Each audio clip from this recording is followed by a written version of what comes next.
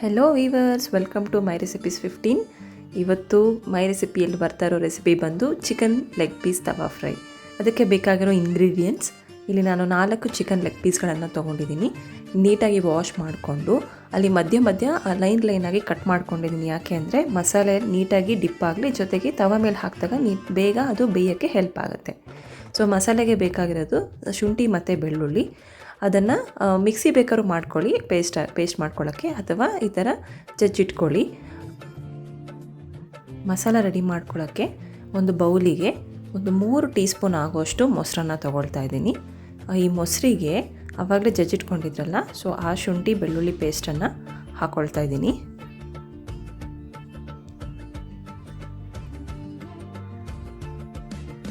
ಇದಕ್ಕೆ ಅರ್ಧ ಟೀ ಸ್ಪೂನಷ್ಟು ಗರಂ ಮಸಾಲ ಪುಡಿಯನ್ನು ಹಾಕ್ಕೊಳ್ತಾ ಇದ್ದೀನಿ.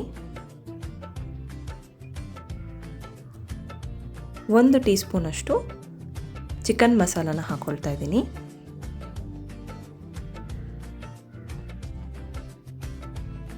ಒಂದು ಟೇಬಲ್ ಸ್ಪೂನಷ್ಟು ಅಚ್ಚ ಖಾರದ ಪುಡಿನ ಹಾಕ್ಕೊಳ್ತಾ ಇದ್ದೀನಿ.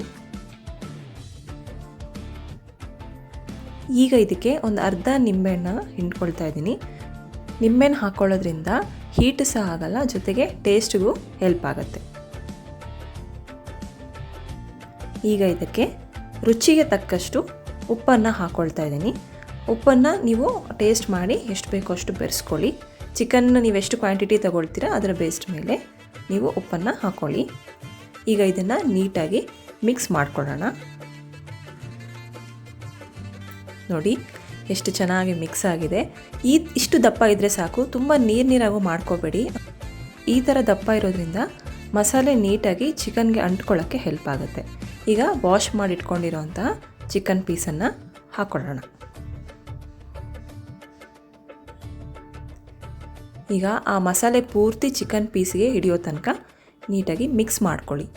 ಚೆನ್ನಾಗಿ ಡಿಪ್ ಮಾಡಿ ಕಟ್ ಮಾಡ್ಕೊಂಡಿರ್ತೀರಲ್ಲ, ಅದರೊಳಗಡೆ ಎಲ್ಲ ಸ್ಟಫ್ ಆಗೋ ಥರ ನೋಡ್ಕೊಳ್ಳಿ. ನೋಡಿ, ಈಗ ಎಲ್ಲ ಕಡೆ ಮಸಾಲೆ ನೀಟಾಗಿ ಅಂಟ್ಕೊಂಡಿದೆ. ಈಗ ಇದನ್ನು ಒಂದು ಪ್ಲೇಟ್ ಹಾಕಿ ಕ್ಲೋಸ್ ಮಾಡಿಬಿಟ್ಟು ಒಂದು 1 ಅವರ್ ಫ್ರಿಜ್ಜಲ್ಲಿ ಮ್ಯಾರಿನೇಟ್ ಆಗೋಕ್ಕೆ ಬಿಡಿ. 1 ಅವರ್ ಆದ ನಂತರ ಒಂದು ತವಾ ಫ್ರೈ ತೊಗೊಂಡು ಎಣ್ಣೆ ಹಾಕ್ಕೊಳ್ಳಿ. ಎಣ್ಣೆ ಕಾದ ನಂತರ ಮೀಡಿಯಮ್ ಫ್ಲೇಮಲ್ಲೇ ಆದಷ್ಟು ಚಿಕನನ್ನು ಬೇಯಿಸ್ಕೊಳ್ಳಿ. ಈಗ ನಾನು ಸದ್ಯಕ್ಕೆ 2 ಪೀಸನ್ನು ತವಾ ಮೇಲೆ ಹಾಕ್ತಾಯಿದ್ದೀನಿ.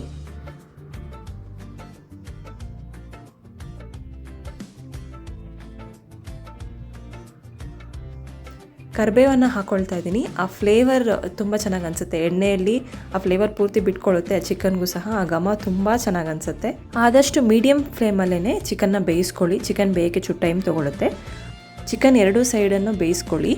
ಬೇಯುವಾಗ ಅದು ಕರಟದೇ ಇರೋ ಥರ ನೋಡ್ಕೊಳ್ಳಿ. ಅದಕ್ಕಾಗಿ ಮೀಡಿಯಮ್ ಫ್ಲೇಮಲ್ಲಿ ಬೇಯಿಸ್ಕೊಳ್ಳೋದು ತುಂಬ ಇಂಪಾರ್ಟೆಂಟ್.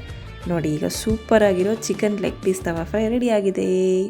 ಸೊ ಇದೇ ಥರ ರೆಸಿಪಿನ ನೀವು ಸಹ ಒಂದ್ಸಲ ಟ್ರೈ ಮಾಡಿ ಹೇಗೆ ಅನಿಸ್ತು ಅಂತ ಕಮೆಂಟ್ ಬಾಕ್ಸಲ್ಲಿ ತಿಳಿಸಿ. ಎಮ್ಮಿ chicken leg piece tawa fry ಈಗ ready. Please like, comment, share and subscribe. Thank you.